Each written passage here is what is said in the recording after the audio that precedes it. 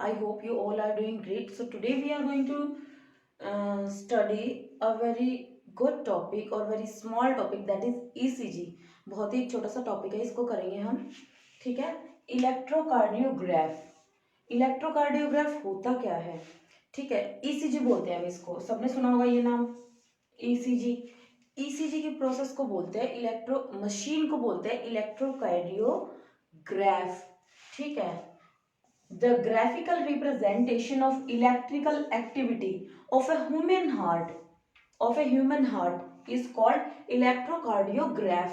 जो इलेक्ट्रोकार्डियोग्राफ होता है वो मशीन को बोला जाता है. ठीक है. और जो इलेक्ट्रोकार्डियोग्राम है वो जो पेपर निकाल के देते हैं ना, वो जिसपे इस टाइप की बनी होती है, उस पेपर को बोला जाता है इलेक्ट्रोकार्डियोग्राम. ठीक है. इसमें आप देख रहे होंगे ये स्ट्रक्चर पी, ये वेव्स बनी होती है, P Q R S T. यहां से यहां तक एक कार्डियक साइकिल है. ठीक है. कार्डियक साइकिल्स की रिप्रेजेंटेशन ही तो होती है इलेक्ट्रोकार्डियोग्राफ, ईसीजी. ठीक है. अब ये कैसे काम करती है? सबसे पहले हम देखते हैं पी वेव, जो ये दिख रही है. पी वेव शोज एक्साइटेशन और depolarization of atria. So before we get into this structure, first of all we have to learn the term depolarization and repolarization and polarization. NCERT में कुछ terms दी हुई हैं, ये हमें क्लियर करनी जरूरी है, उसके बाद ही हमें ये समझ में आएगा. जो मेम्ब्रेन होती है सबको पता है, वो पोलराइज्ड होती है. नीचे नेगेटिव चार्ज, ऊपर पॉजिटिव चार्ज. ठीक है. ये पोलराइज्ड है, पोलर है. ठीक है. पोलर ही तो है ना, नेगेटिव पॉजिटिव अलग अलग चार्ज है, पोलर है ये. बट जब ऐसे नोड, ये मान लीजिए हार्ट है,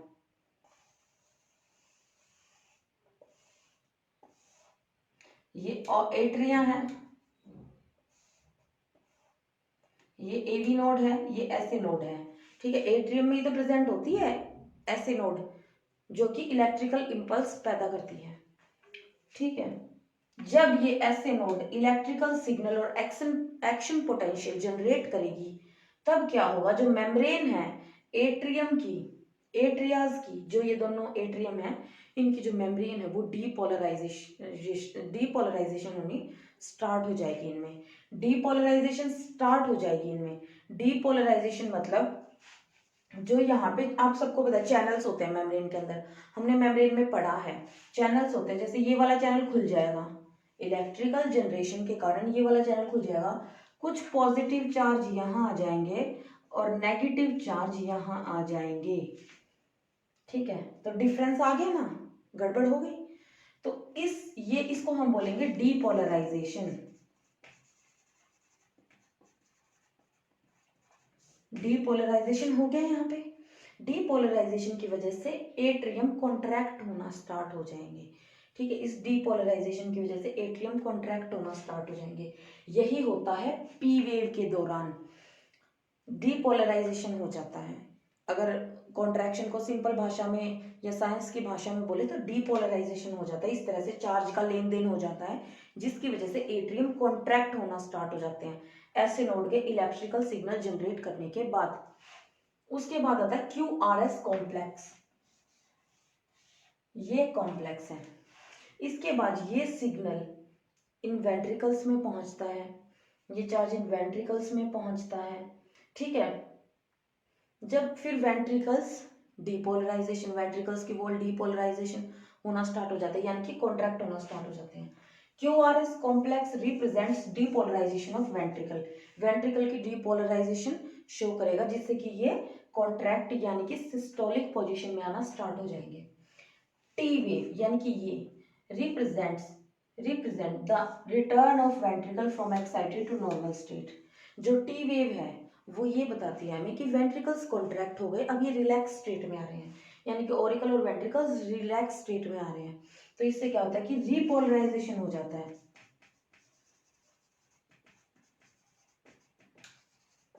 दोबारा से अपनी वाली पोजीशन में आना स्टार्ट हो जाता है. ये हमें पढ़ने की इतनी ज़्यादा जरूरत नहीं है, हमें डीपोलराइजेशन का पता होना चाहिए. डीपोलराइजेशन की वजह से जो ऐसे नोड है उसकी वजह से उसके इलेक्ट्रिकल सिग्नल इम्पल्स जनरेट करने की वजह से डीपोलराइजेशन हो जाता है, जिसकी वजह से ऑरिकल्स या एट्रियम कॉन्ट्रैक्ट होना स्टार्ट हो जाते हैं। उसके बाद फिर वेंट्रिकल कॉन्ट्रैक्ट होना स्टार्ट हो जाते हैं, फिर दोबारा रीपोलराइजेशन हो जाता है। ओके,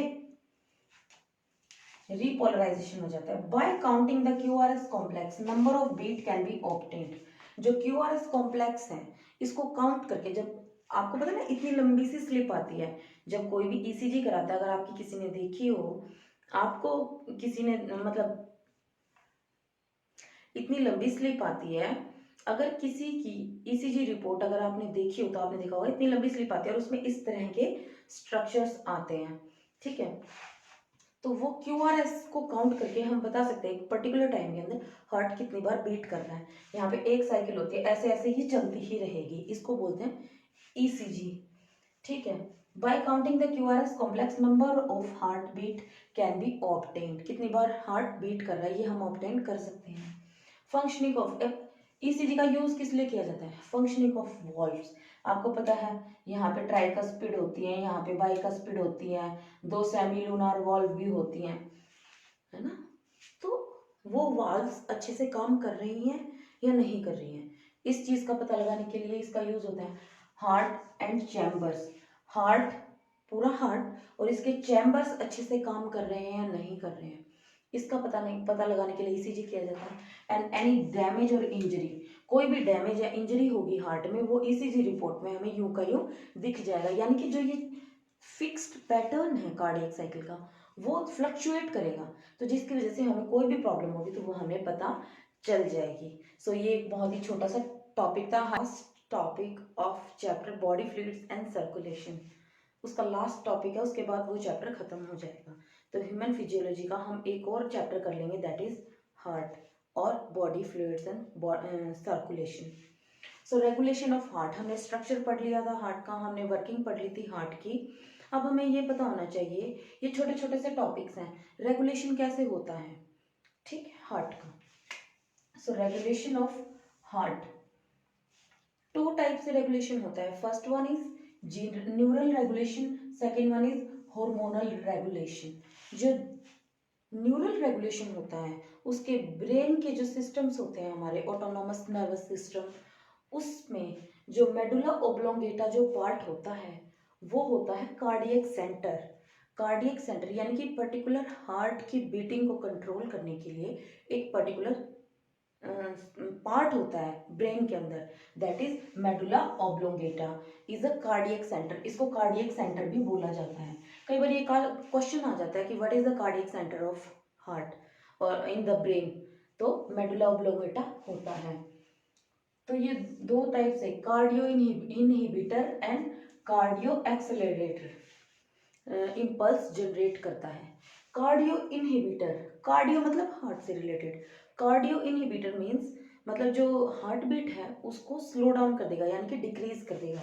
और cardio accelerator as it name explain itself, that is it increase the heart rate, heart rate को इंक्रीज कर देंगे। ये कैसे कर देंगे? वेगस नर्व जो इम्पल्स लेके जाएगी उसके थ्रू ये डिक्रीज कर देंगे हार्ट रेट को, ठीक है, कार्डियो इनहिबिटर। और जो कार्डियो एक्सेलरेटर है वो सिंपैथेटिक नर्व के थ्रू आते हैं उसके सिग्नल्स, जो कि इंक्रीज कर देंगे हार्ट रेट को। अब जैसे इंक्रीज और डिक्रीज होती रहती है, अब जो एथलीट हैं उनकी कंपैरेटिवली जो नॉर्मल पीपल है उनसे ज़्यादा उनकी हार्ट बीट होती है, उनका हार्ट ज़्यादा एफिशिएंटली ऑक्सीजन पहुंचाता है, बिकॉज वो हार्ड वर्क कर रहे हैं ना, तो इसके लिए तो हार्ट रेट में फर्क होता है ऐसे।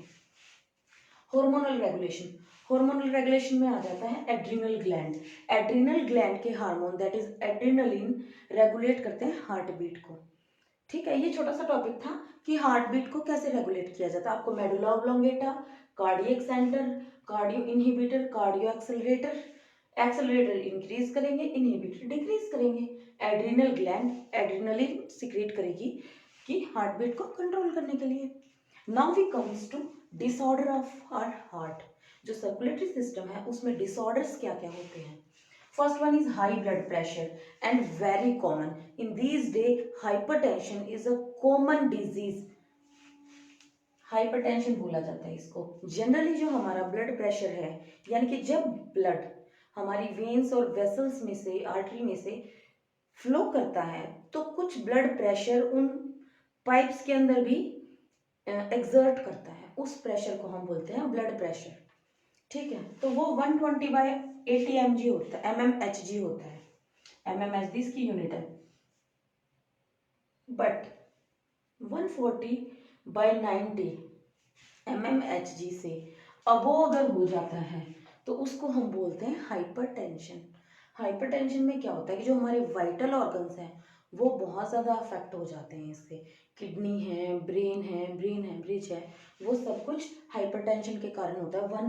140/90 mmHg से जब ज़्यादा ब्लड प्रेशर हो जाता है तो वो हाइपरटेंशन कहलाता है। कोरोनरी आर्टरी डिजीज CAD, इसको आर्थेरोस्क्लेरोसिस भी बोलते हैं। इसमें क्या होता है, जो ल्यूमन ऑफ द आर्टरी है, यानी कि जैसे पाइप है, जब पानी की पाइप होती है कई बार उसमें कचरा जमना स्टार्ट हो जाता है, वो जम जम के जो उसका ल्यूमन है यानी कि अंदर जो बहने का रास्ता है वो कम हो जाता है। ठीक है, तो उसको बोलते हैं हम lumen. So lumen of artery narrower due to deposition of, किस किस चीज की डिपोजिशन हो सकती है वेसल्स के अंदर, आर्टरीज के अंदर, fat, calcium, cholesterol and fibrous tissue. इनमें से कोई भी पदार्थ उसके अंदर डिपॉजिट हो सकता है जिससे कि अब नैरो ल्यूमन हो जाएगा तो ब्लड को फ्लो होने में दिक्कत आएगी और वो प्रेशर ज़्यादा एग्जर्ट करेंगे, बॉडी को ज़्यादा काम करना पड़ेगा और हार्ट तक ऑक्सीजन प्रॉपरली पहुंच नहीं पाएगा। ठीक है, तो इसलिए ये फेटल डिजीज है। Angina, acute chest pain. ठीक है, when no enough oxygen is reached to heart, जब इनफ ऑक्सीजन नहीं हो पाती, पहुंच पाती हार्ट तक, तो हार्ट में पेन स्टार्ट हो जाता है, उसको बोलते हैं हार्ट फेलियर। हार्ट फेलियर क्या होता है, when heart is not pumping blood effectively, effectively blood को पंप नहीं कर पाता है हार्ट, उसको हार्ट फेलियर बोला जाता है। जो भी ऑर्गन्स है वहां तक और वहां से बॉडी से हार्ट तक, और हार्ट उसको पंप ही नहीं कर पाता है तो उसको बोलते हैं heart failure. Heart attack, heart attack में क्या होता है, heart muscle gets damaged suddenly, heart muscle damage हो जाती है जिसके कारण से हार्ट अटैक का स्ट्रोक आता है। Cardiac arrest, heart stops beating, just like that, heart stops beating, it is called cardiac arrest. So that's it for today. This is all in body fluid and circulation chapter. I hope you guys like it. Stay tuned, we will do our next chapter in our next session. Thank you so much.